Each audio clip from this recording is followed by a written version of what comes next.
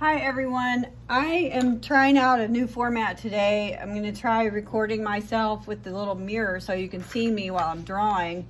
We're going to go over today the structure of the coronavirus, and we're going to really simplify it and just draw it.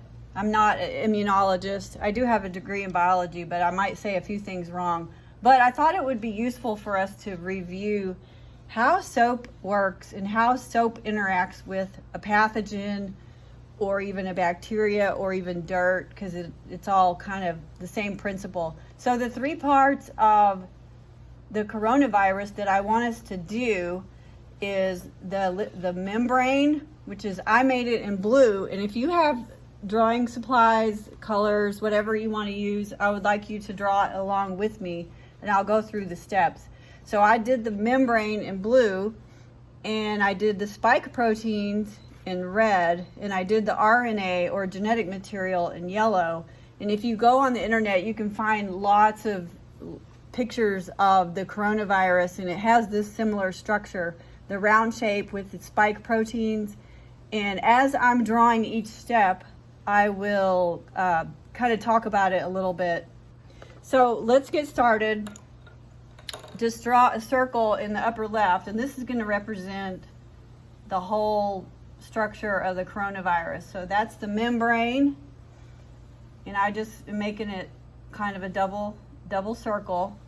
And then actually, I think I'll go ahead, you can do yours in pencil, but I'll do mine in black marker so you can see what I'm doing better on this camera.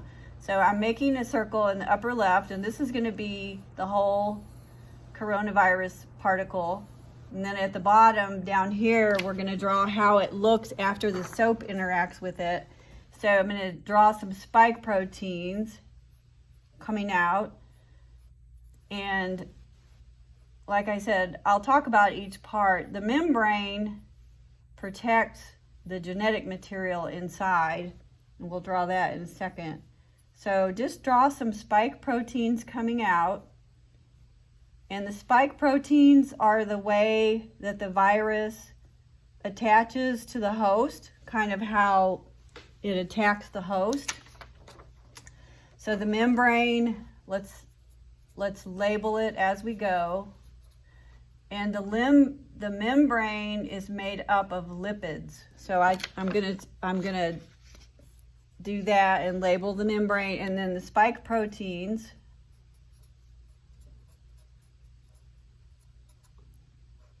I'm going to label that, and I would like you to label your parts too. And then inside is genetic material, which is RNA, ribonucleic acid. So that's the whole structure as I've simplified it for us today. And then I'm going to go ahead down here, and I'm going to draw what it looks like after the soap has destroyed or disrupted the membrane, which is the important part. So it kind of looks like a horseshoe, but you can just do a circle. This is the original one I did.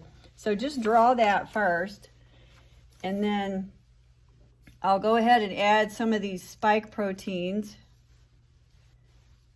This year I'm going to try to combine a little bit of science with my art lessons. You've heard of STEM.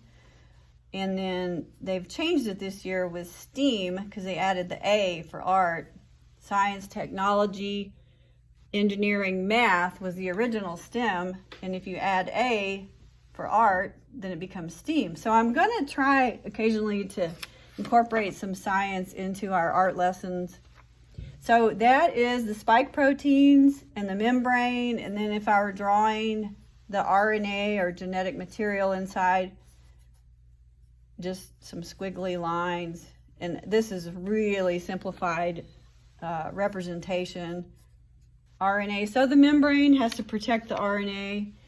And then let's talk about soap. What does soap do? Soap has two parts that become important. The tail of the soap, and I just did a representation of three little particles of soap. The tail of the soap is what's called hydrophobic.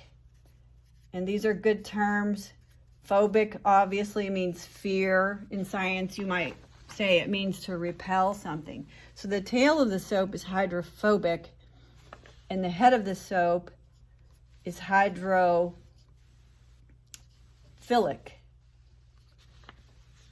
If you start studying a lot of biology, you're going to learn that Greek roots will help you a lot to understand what a new term means. Hydrophilic, philic means it loves it. So the head of the soap is attracted to water, which is hydro, and the tail of the soap is repelled by water, phobic. So what happens when you wash your hands and you use soap, these soap particles get down in here, and the tail of the soap is attracted to the dirt or the pathogen or the bacteria or the virus, whatever we're talking about. Today we're talking about the virus. The tail, because it's made of lipid, and the membrane is also a lipid, the tail can get in here and disrupt the membrane of the coronavirus. And then because the head of the soap is hydrophilic, when you're using water, all of that combines and it washes away. So another thing I wanted to emphasize, so these spike proteins are interrupted, the membrane of the coronavirus is interrupted, and you've just destroyed that. So the other thing that I wanted to emphasize is that you have to use enough soap. And I've been studying about this a little bit. I was not an expert on this by any means, but as we teach, we learn a lot because we get further into the details.